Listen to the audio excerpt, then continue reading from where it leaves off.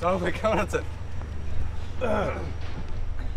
কাজের কথা আসেন, আপনার ওয়াইফরে কোন জায়গা দিয়ে কিডন্যাপ করবো?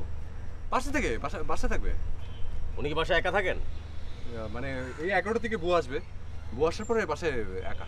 বুয়া কতক্ষণ থাকে বাসায়? 11টা পর্যন্ত। আপনার কথা উল্টাপাল্টা কেন? 11টার সময় বুয়া আসে, তারপর কতক্ষণ থাকবে?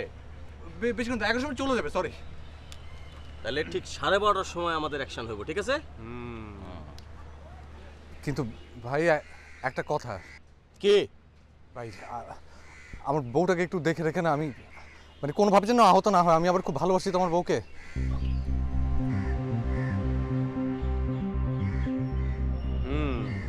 ভালোবাসার নমুনা তো দেখতেই পাচ্ছি।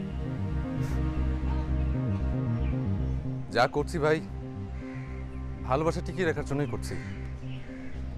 আপনাদেরকে তো বলেছি যে আমার বিয়েতে আমার শ্বশুরের মত ছিল না, তাই তিনি সবসময় চান যে আমাকে নিষ্কর্মা রেখে, অথর্ব রেখে আমার বউয়ের চোখের সামনে আমাকে ছোট করতে।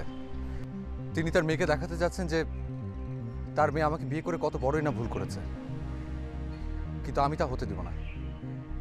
অনেক চিন্তা ভাবনা করার পরে আমি সিদ্ধান্ত নিয়েছি যে এই অপরাধটা আমি করব। ঠিক আছে ঠিক আছে, আপনার শ্বশুরের কাছ থেকে টাকা আনতে কত সময় লাগবে? আমার ধারণা 3-4 ঘন্টা বেশি লাগবে না। কোনো পুলিশি ঝামেলা হলে কিন্তু আপনার খবর আছে। আপনার ওয়াইফকে কিন্তু আর রাস্তা পাইবেন না। আরে চিন্তাই করেন না ভাই, একদম চিন্তাই করেন না। কিডন্যাপিংয়ের পর যাবতীয় যা ঝামেলা হবে সব কিছু মোকাবিলা করার দায়িত্ব আমার। আপনাদের হাতে টাকা পৌঁছে দেওয়ার দায়িত্ব হচ্ছে আমার। আপনারা শুধু আমার বউটার একটু দেখে রেখে। সেটা নিয়ে আপনাকে চিন্তা করতে হবে না। আচ্ছা বাই দ্য ওয়ে, আমার বউরে আপনারা রাখবেন কই? ওই যে কালকে যেখানে আমাকে নামাইতেছিলেন সেই বাড়ির ছিলে কোঠায়। তাহলে চলে নামাই দিয়ে আসি, আসেন। এই স্মার্ট বেশি তুত্তুর করে ভাইয়া। আরে আসেন না ভাই, উঠেন উঠেন।